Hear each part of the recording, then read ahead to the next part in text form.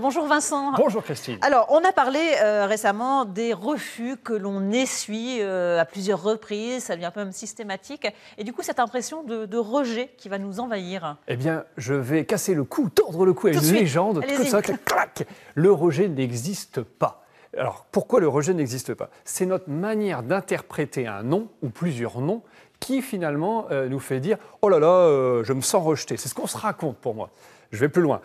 Exemple, voilà, j'ai demandé à une femme pour sortir avec elle, elle m'a dit non, une fois, deux fois, trois fois, etc. Oui, quand on se prend des râteaux plusieurs reprises, c'est ça, en gros, le râteau. C'est embêtant quand même. Et là, qu'est-ce qu'on peut se dire? On se dit, ouais, alors elle ne veut pas sortir avec moi parce que je suis moche, je suis inintéressant, de toute manière, je finirai tout seul.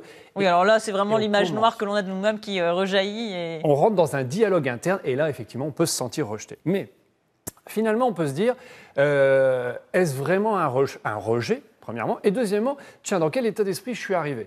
Si je me dis... Ça ne se traduit pas peut-être à toutes les situations.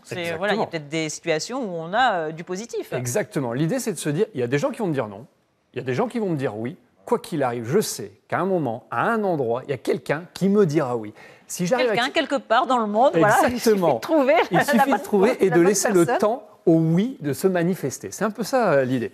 Et si le oui arrive après 10 non, il faut compter, c'est... Non, mais pas obligatoirement. Imaginons qu'il arrive après quelques noms. Vous me charriez, Christine. Eh bien, si je suis constamment en train de me dire « Ouais, ça va pas, je suis nul, machin, etc. » Au bout de 3 noms, je vais arrêter. Donc dommage, parce que le oui allait arriver au bout du 11e. Non, c'est un exemple. Mais alors vous me déconcentrez, Christine. Mais non, allez-y. Ce que je veux dire, c'est que c'est aussi grâce à l'expérience que j'ai acquis par les noms que je vais peut-être poser la question différemment, que je vais reformuler en fait. Reformuler, interpeller différemment et obtenir mon fameux oui.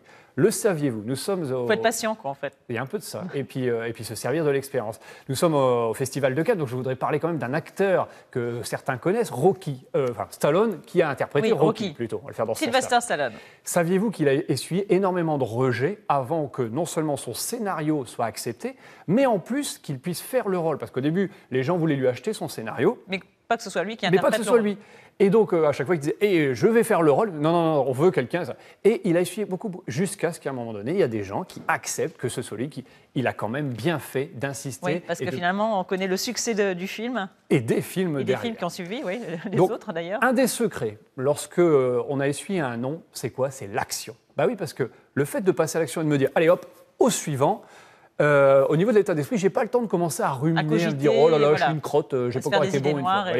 Eh ben non, je passe à l'action, tac, au suivant. On enchaîne et on est le fait d'être dans le mouvement, on n'est pas en train de ruminer.